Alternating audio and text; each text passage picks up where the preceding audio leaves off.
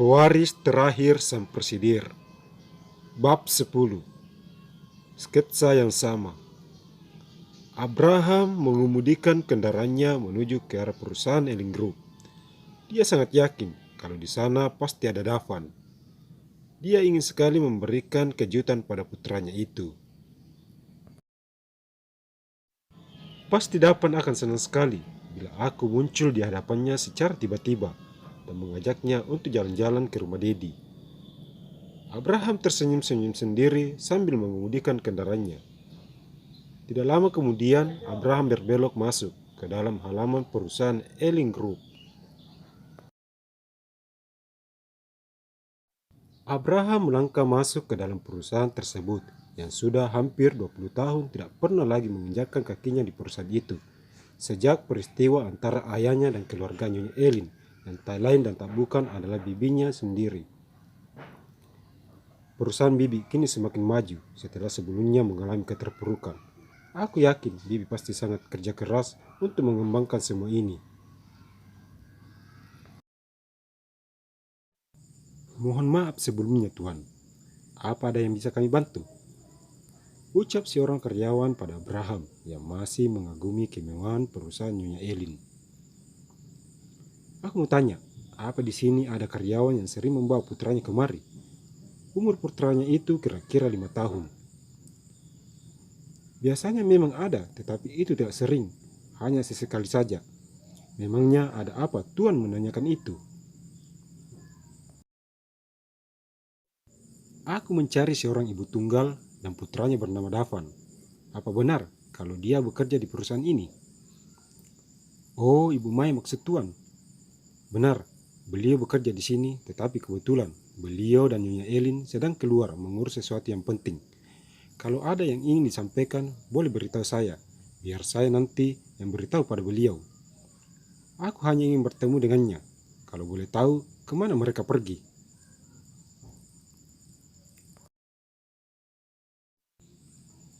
Maaf Tuan, kami tidak bisa beritahu sebelum Nyonya Elin mengizinkan. Kalau begitu, beritahu padaku alamat Ibu Maya dan juga kontak yang bisa aku hubungi. Maaf sekali lagi Tuan, kami tidak bisa memberitahu informasi penting pegawai di sini karena memang itu sudah menjadi peraturan perusahaan. Kenapa sesulit ini menemui anak sendiri? Kalau begitu, kapan aku bisa bertemu dengan Ibu Maya? Tanya Abraham mulai putus asa. Bapak bisa adakan janji dengan beliau, atau besok Tuhan bisa datang lagi kemari. Abraham hanya bisa menggeleng mendengar jawaban dari karyawan itu. Putus sudah harapannya untuk bertemu dengan putranya hari ini. Sementara itu, Maya dan Nyonya Elin kini sudah berada di sebuah perusahaan tempat akan diadakannya lomba. Cukup banyak perusahaan saat itu yang ingin mendaftar mengikuti lomba yang diselenggarakan oleh Sally. Setelah mengantri cukup lama, akhirnya nama perusahaan Elling Group dipanggil juga. Maya, kamu saja yang ke sana, menyerahkan sketsamu. Biar ibu menunggumu di sini. Ucap Nyonya Elin, duduk di sebuah kursi panjang berbaur dengan peserta lain. Baik Nyonya, kalau begitu, saya ke sana dulu. Maya berdiri dari tempat duduknya dan tak lupa membawa berkas yang sudah dia siapkan. Maya melangkah ke sebuah ruangan dan seseorang menyambutnya dengan ramah.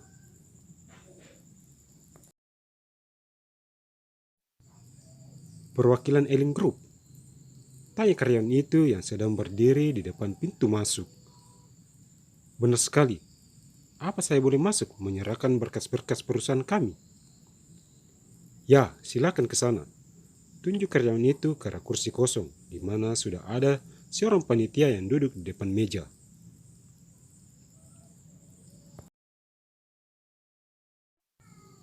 Maya pun segera masuk setelah dipersilakan oleh karyawan tadi.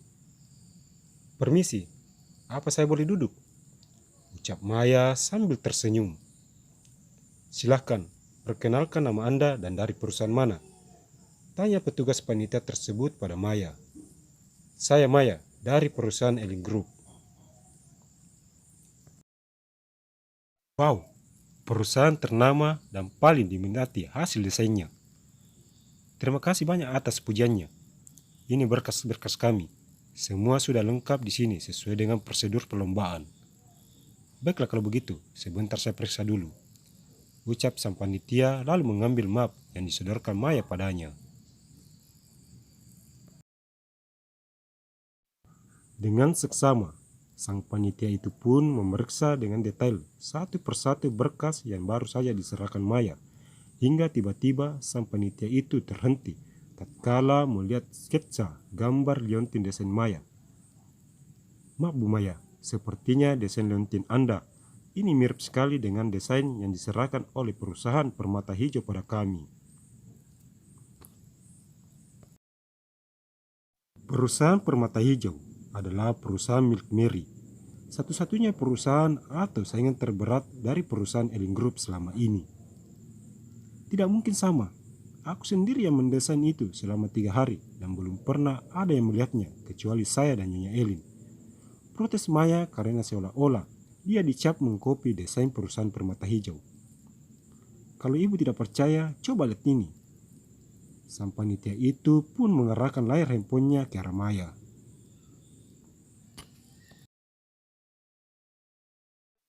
Seketika, mata Maya terbuka sempurna setelah melihat desain liontin yang mirip sekali dengan karyanya. Ini tidak mungkin. Pasti ada seseorang yang telah mengkopi karyaku secara diam-diam. Kami tidak tahu menahu masalah itu, Bu Maya. Yang jelasnya, perusahaan permata hijau lah yang pertama menyerahkan desainnya pada kami. Jadi, desain mereka lah yang kami luruskan. Sedangkan desain perusahaan Anda, maaf, kami tidak bisa. Memang saya tahu itu.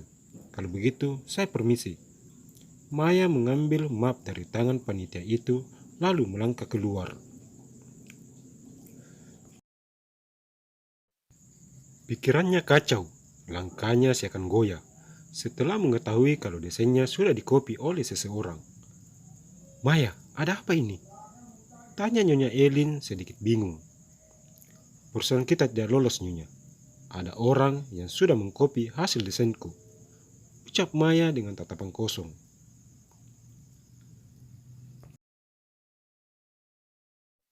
Kenapa bisa? Apa ada orang yang pernah kamu perlihatkan desainmu selain aku? Tidak ada, Nyonya, balas Maya lesu. Ada yang kurang beres ini. Pasti ada salah seorang dari pegawai kita yang sudah mengambil salinan desainmu.